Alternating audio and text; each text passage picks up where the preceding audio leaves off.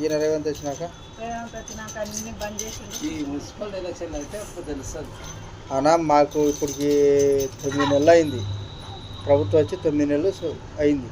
9 నెలల నుంచి కానీ ఇంతవరకు ఒక పింఛన్ తప్పనిచ్చి వేరేది వచ్చింది లేదు. మీకు బస్సులు ఇచ్చినాడు కదా, బస్సులకా కరెంటు బిల్లులు పెరిగినాయి మీకు? కరెంట్ ఫ్రీయా? 2000 మాకెళ్ళి కూడా అట్లే ఉంది. 2000 మాకు ఉంది. మాకు జగన్మోహన్ రెడ్డి అప్పుడు ఇంతవరకు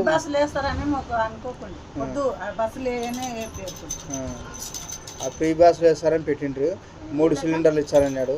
3 సిలిండర్లు లేవు, ఫ్రీ బస్సులు లేవు.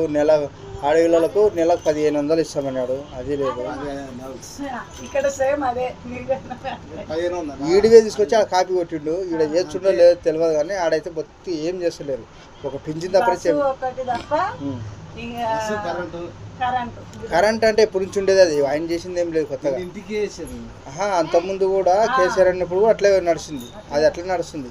ఇప్పుడు ఎస్సీకి 200 యూనిట్లు మనకు కలవలేము. నువ్వు ఆ ఫ్యాను ఒక బల్బు పెట్టుకుని నువ్వు ఎందుకు కలుగుతాయి నీకు? నువ్వేనా ఏసీ కూలర్ పెట్టుకున్నావా, లేకుంటే ఏసీలు వేసుకున్నావా? ఏం మోటార్లు ఉన్నాయా నీకు ఇంటి ముందర? ఏం లేవు కదా, నీకు ఎక్కడి నుంచి పడుతుంది?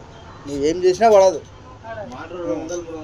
మళ్ళీ 200 యూనిట్ తర్వాత నీకు అంటున్నాడు కానీ